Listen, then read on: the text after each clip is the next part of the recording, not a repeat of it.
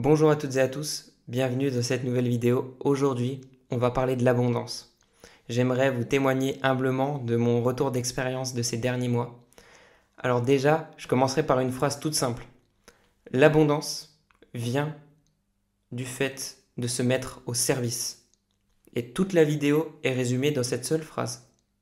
Si vous voulez, vous pouvez arrêter maintenant. L'abondance vient du fait de se mettre au service. La vérité est simple. C'est Bouddha qui le disait. Donc, se mettre au service, c'est quoi? Parce que c'est ça le plus important, c'est comprendre ce que c'est que se mettre au service. La vérité, elle peut être simple, mais l'intégrer, l'incarner, c'est encore autre chose. Donc, je vous ai préparé ce petit cadre qui est merveilleux, que j'adore. Donc ici, vous voyez 3 centres qui représentent nos 3 chakras inférieurs. Donc, ça représente notre nature inférieure, c'est écrit ici. Donc, c'est notre conscience externe. C'est nos pensées, nos émotions et notre corps physique. Au-dessus, vous voyez, au-dessus de la ligne blanche, nature supérieure. C'est l'esprit, l'âme et le corps causal. Donc, ils sont séparés les deux par une ligne blanche, mais elles se rejoignent dans ce point-là, au centre. Pourquoi? La nature inférieure, notre conscience externe, c'est le lot de nos pensées, de nos émotions et aussi de notre corps physique. Les pensées qui se cristallisent, qui se figent, sont des croyances. Les émotions qui se figent sont des blessures, des traumatismes. Cela empêche l'intelligence divine, notre conscience divine, ici présente, de venir se manifester ici, dans notre corps physique, donc dans notre quotidien ici sur Terre. Si vous bloquez par vos croyances, par vos blessures, vous ne pouvez pas laisser passer. Mieux que ça, si à l'instant T, vous bloquez par vos pensées, par vos émotions, vous ne pouvez pas la laisser passer, cette intelligence divine.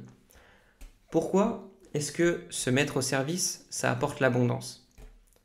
Le point au centre là, c'est l'abondance, c'est la vérité, c'est la paix, c'est la joie divine, c'est l'amour. Tout ça, c'est la même chose. C'est cet état où la conscience externe, ici présente, est au service de la conscience divine, de notre toute-puissante présence I am, je suis.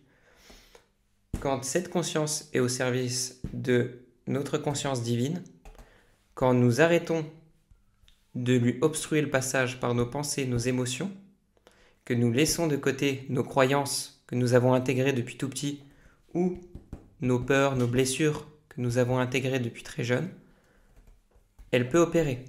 Nous sommes à maintenant dans le centre, puisque celle-ci est au service de celle-là. Donc elles se rejoignent les deux au centre, dans le Christ. Le cœur du cœur humain, c'est le Christ. C'est le centre de la croix. Donc, on est littéralement dans l'esprit. Voilà. Toute la vidéo est résumée dans ces quelques points.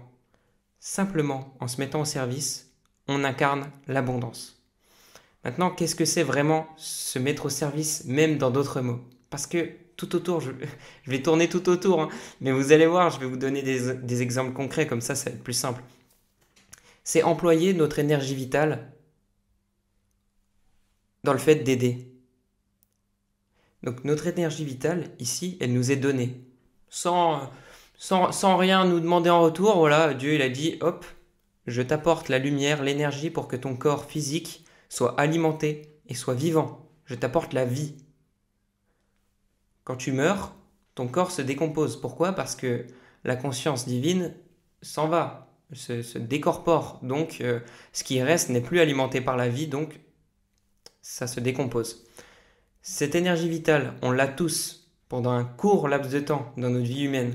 Si on l'utilise pour aider, à ce moment-là, on se met au service. Aider, c'est quoi? Aider, c'est quelque chose de très précis. C'est donner sans rien rechercher en retour. Donc sans rien rechercher en retour, ça veut dire qu'il n'y a aucune obstruction mentale ou émotionnelle. C'est-à-dire aucune recherche de profit, aucune recherche de supériorité, de pouvoir, aucune fuite, aucune peur. Et c'est là qu'il est donc important de voir depuis quel espace on agit Parce que directement, c'est ce qui va créer la réalité en retour. Si j'agis depuis un espace où je veux faire du profit, où je veux être supérieur, je veux m'installer au-dessus des autres, eh ben, cette tour factice que je vais créer, illusoire, tôt ou tard, elle va se faire détruire. De la même manière que mon ego, entre guillemets supérieur, va se faire détruire. Pourquoi? Parce que tout ce qui est créé illusoirement est éphémère. La seule création qui est éternelle et divine, c'est la création depuis le centre, depuis le cœur divin, depuis le Christ, depuis la présence. Et cette présence, elle est amour, elle est unité. Donc, si j'agis depuis un espace supérieur, je ne suis plus dedans. Si j'agis depuis un espace de peur, depuis un espace de fuite, je ne suis plus dedans non plus. Donc si je recherche, si j'ai peur, je ne suis pas dedans. Je suis dedans quand je donne sans rien rechercher en retour, par le pur amour du don. À ce moment-là, je suis dans l'abondance, instantanément. Si je donne chaque jour, sincèrement, purement, sans rien rechercher en retour, je suis à la fois protégé, dans la joie, dans la paix, dans l'abondance. Je suis dans l'abondance en réalité sous toutes ses formes. Parce que la réelle abondance, c'est quoi? C'est pas simplement avoir quelques pépettes. Parce que ça, si on n'a pas la paix intérieure, ça sert à quoi? T'as ton fric, mais intérieurement, tu te fais bouffer de partout. Ça ne sert à rien. Ou au contraire, qu'est-ce que tu vas faire avec ton argent? Eh ben, tu vas l'utiliser pour faire encore plus de dégâts, pour renforcer un... Donc ça ne sert à rien. La véritable abondance, elle vient entièrement. La perfection de Dieu, elle s'exprime sur tous les plans. À ce moment-là, quand vous agissez avec amour, sans recherche, vous êtes à la fois en bonne santé physique, dans le physique, vous avez les ressources nécessaires pour faire l'œuvre de Dieu, parce que Dieu, quand il voit quelqu'un qui est au service, il se dit quoi? Eh bien, je lui envoie des ressources pour qu'il puisse faire encore plus son service, pour qu'il puisse aider encore plus de gens, pour qu'il puisse encore plus répandre de la lumière, de l'amour sur terre. Il apporte également la paix, forcément, on donne, on se sent bien quand on donne. Quand on donne sans rien rechercher en retour, on est joyeux également. Donc la joie divine, pas celle qui s'appuie sur une émotion instable, mais bien la joie intérieure qui est un véritable socle. Donc la stabilité aussi. L'abondance, c'est tout cela. C'est pas simplement quelques pépettes. C'est unitaire, circulaire. Puisqu'on se rejoint dans le point, eh bien tout est englobé par l'amour. Tous les aspects de l'être. Donc comment être sûr qu'on agit vraiment par amour? Comment être sûr qu'on fait le bon choix? Par exemple, si on a un choix qui est difficile à faire, moi ce que je fais, c'est que je demande de la clarté. Je me mets à prier, je demande aux anges, aux maîtres, parce que oui, il y a des êtres qui sont déjà beaucoup dans l'amour et qui cherchent à nous aider, et simplement par le fait de se mettre réceptif et de prier, de leur envoyer des demandes, ils nous aident. Oui, c'est magique, c'est magnifique. Donc, moi ce que je fais, je prie, je demande de la clarté, et souvent, j'ai des signes, soit par des numéros, on peut avoir des numéros qui reviennent beaucoup de fois et on regarde la signification, soit une personne qui va nous dire tel message. Mais dans tous les cas, il nous sera répondu, c'est sûr, parce que personne n'est délaissé quand il cherche sincèrement à faire le bien, à faire œuvre d'amour, de lumière. Impossible. Donc si vous demandez sincèrement, vous aurez toujours de la clarté. Ensuite, en général, le bon choix, il vous libère. Pourquoi? Parce que le bon choix, c'est le choix de la vérité. La vérité, elle libère, elle casse les chaînes. Ça ne veut pas dire que c'est un choix facile. Je vais prendre un exemple. Nous, on habitait dans le sud de la France avec Luna. On a décidé de déménager au Portugal. Pour cela, on a envoyé une lettre pour dire qu'on quittait notre appartement. On l'a envoyé au début du mois sans savoir où on allait. On n'avait même pas une idée de où est-ce qu'on allait. On pensait qu'on allait déménager dans un autre endroit dans le sud de la France. Mais simplement parce qu'on a eu des signes et un ressenti intérieur, c'est le plus important, le ressenti du cœur, qui nous disait qu'il fallait qu'on bouge. Donc on a fait ce saut de la foi d'envoyer la lettre. Chose qui, rationnellement, d'un point de vue de la conscience externe, d'un point de vue mental, est complètement fou, complètement... Mais c'est bien pour ça que les actes divins prennent leur place dans le corps quand il n'y a pas les émotions, quand il n'y a pas les pensées. Et oui, on ne peut pas manifester la divinité si on ne laisse pas de côté nos croyances et nos blessures. Oui, moi j'ai eu peur. Oui, j'ai eu le mental qui a tourné quand j'ai fait cet acte. Parce que je devais faire attention. J'avais beaucoup de choses à prendre en compte, notamment le fait que j'avais pas du tout de ressources financières. Donc, je quitte mon appart dans lequel on est très bien avec Luna, ma compagne, on est très très bien, et on le quitte comme ça, on envoie une lettre, allez, ciao, on ne sait pas où on va à la fin du mois. Et on se retrouve à aller au Portugal. Donc il y a tout un tas d'événements également qui ont fait qu'on est allé au Portugal, mais on a été guidé. Et ce saut de la foi, il n'a pas été facile, pas du tout. Mais il nous a libérés dans le cœur, il nous a fait évoluer, il nous a fait grandir et tendre vers énormément plus d'amour. Énormément. Oui, le choix au départ n'est pas toujours facile, le choix divin. Mais à long terme, il est excellent, magnifique, splendide, merveilleux. Il apporte une tonne de bénédictions et je suis là pour vous le dire vraiment, sincèrement. Ces choix sont extraordinaires, bien qu'ils ne sont pas faciles. Le choix de la facilité, c'est le choix de la conscience externe. C'est le choix, malheureusement, entre guillemets, pas terrible. C'est pas le choix divin. Pourquoi? Parce que le choix de la facilité, c'est un choix qui nous maintient dans un confort. J'aurais pu dire, mais attends, cet élan dans le cœur de partir, mais n'importe quoi. Je vais rester dans cet appartement, j'y suis bien. Eh oui, mais le bien n'est pas toujours au service du grand bien qui s'établit au-delà de la notion de bien et de mal humaine. Le grand bien, il est tout amour et il voit bien au-delà de notre conscience humaine. Lui, il sait, il connaît le passé, le présent, le futur, il sait ce qui est bon pour nous. Mais nous, on ne veut pas l'écouter parce que notre petite tête, elle est plus maligne que l'intelligence divine qui a créé les systèmes solaires, qui a créé toutes les galaxies. Ah bah non, nous, avec notre petite tête, on est plus malin. Donc, on la bloque. Et on reste dans notre petit confort. Eh, c'est un choix facile. On se sent bien. Mais qu'est-ce qui arrive à long terme? Eh ben, on est de moins en moins bien intérieurement. Les choses se sclérosent. On n'avance pas intérieurement. On n'évolue pas. Il n'y a pas de montée intérieure. Donc, il n'y a pas plus de joie, pas plus d'amour, pas plus d'abondance. Pourtant, on croit, en voulant sécuriser, qu'on va être plus dans l'abondance. Eh ben non, c'est illusoire. Et c'est là tout le piège.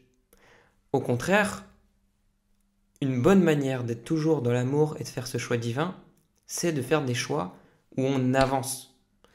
Pourquoi Jésus, Babaji, les grands maîtres disent le pire ennemi, ce n'est pas les ténèbres, ce n'est pas les ombres, c'est l'ignorance. Parce que l'ignorance, ça nous maintient dans une sorte de prison où on n'évolue jamais. Et c'est ça l'enfer, l'enfermement. On est enfermé, on ne bouge plus, on n'évolue plus. Et après, on est obligé de se désincarner pour aller évoluer ailleurs, parce que dans cette vie-là, on ne peut plus bouger. Donc c'est un cercle vicieux.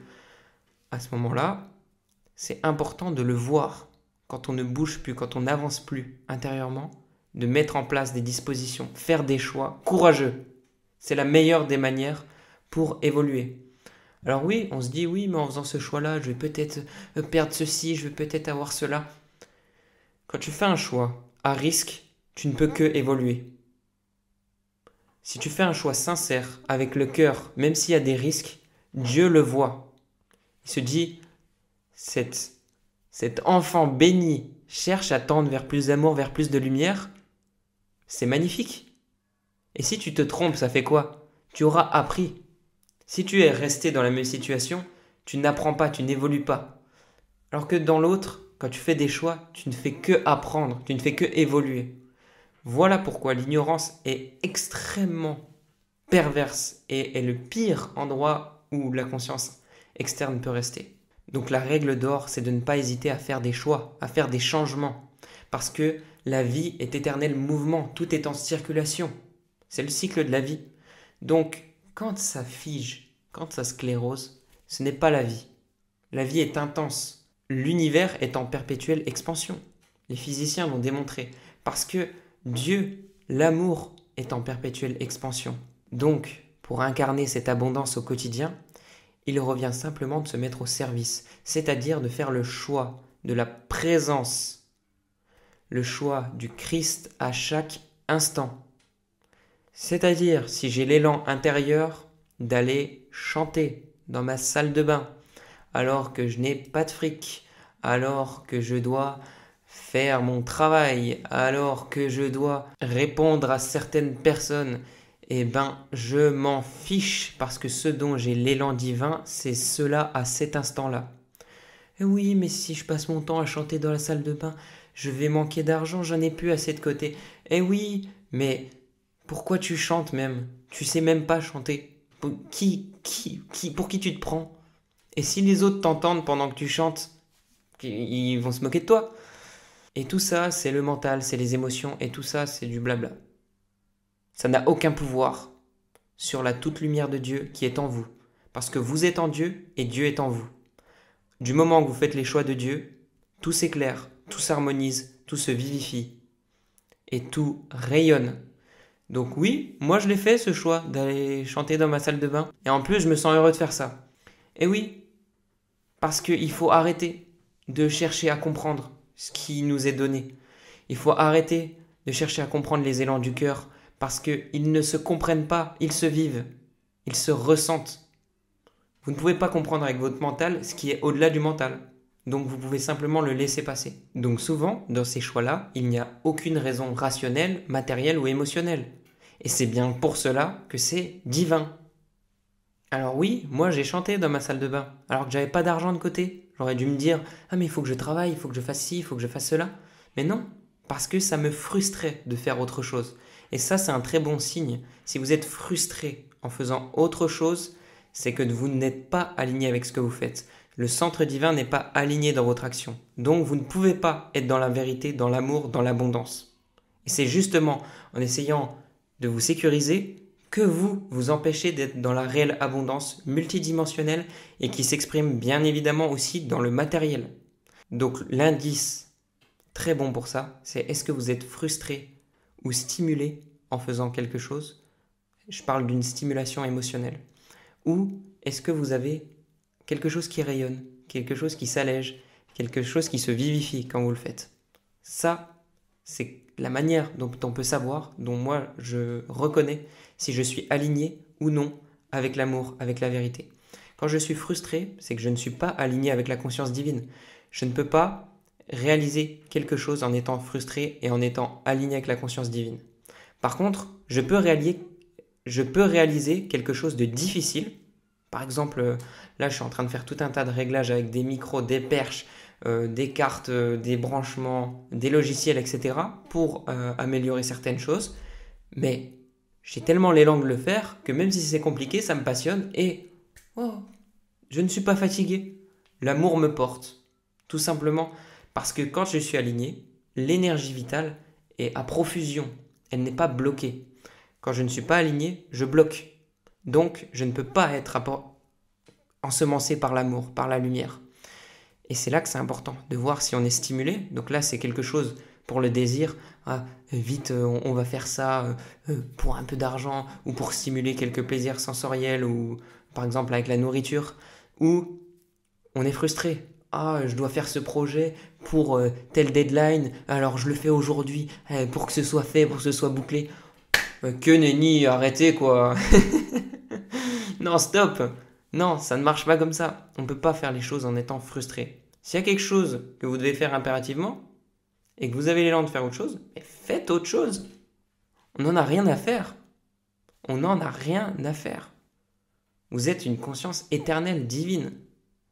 Vous n'êtes pas ce corps ici et cette personnalité. On n'en a rien à faire des obligations. Oui, je le dis. Et tout sera fait en temps et en heure selon le timing divin, pas selon le timing de la tête. Parce que elle, ce n'est pas elle qui a créé les univers et les galaxies. Ce n'est pas elle qui est tout amour et qui est abondance. Ok ?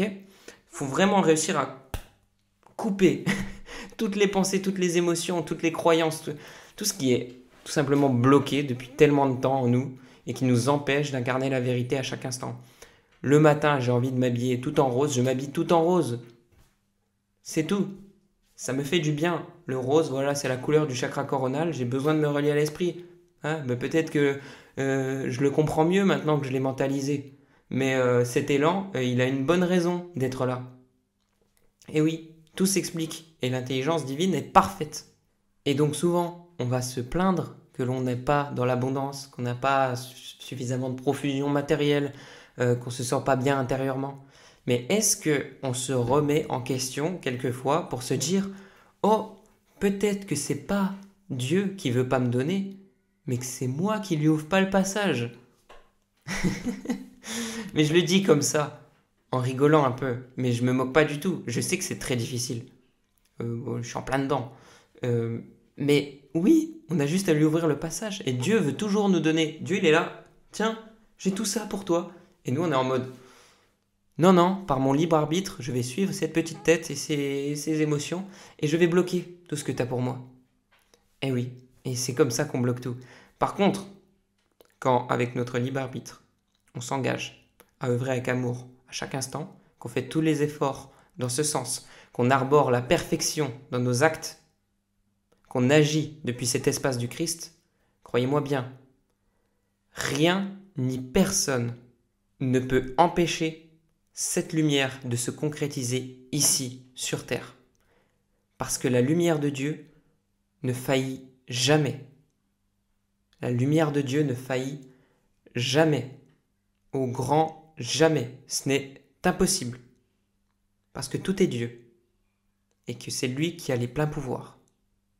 Et là, je vais parler d'une chose très importante. Pour incarner l'abondance, il vous faut un désir intérieur aligné avec la conscience divine. Vous êtes venu sur cette terre pour une bonne raison, pour une mission. Oui. Et cette mission est droit dans votre cœur. Ce désir intérieur, peu importe lequel vous ressentez, vous pouvez l'exprimer, mais il doit avoir quelques règles. Il ne doit porter atteinte à personne. Il doit n'avoir aucune recherche de profit ou aucune recherche égoïste au sens large. De cette manière, on sait que c'est un désir d'amour constructif et qui ne répandra que le bien.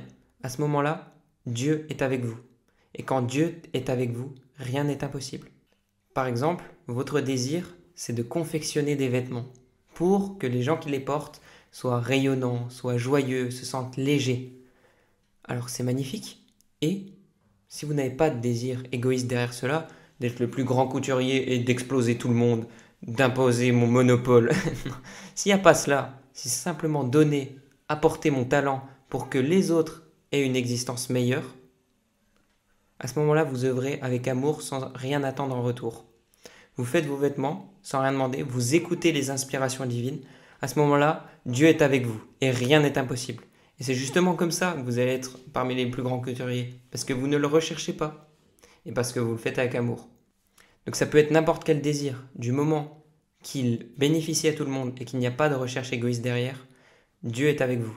On peut se demander souvent, qu'est-ce qu'on est venu faire ici? Qu'est-ce qu'on est venu apporter aux autres?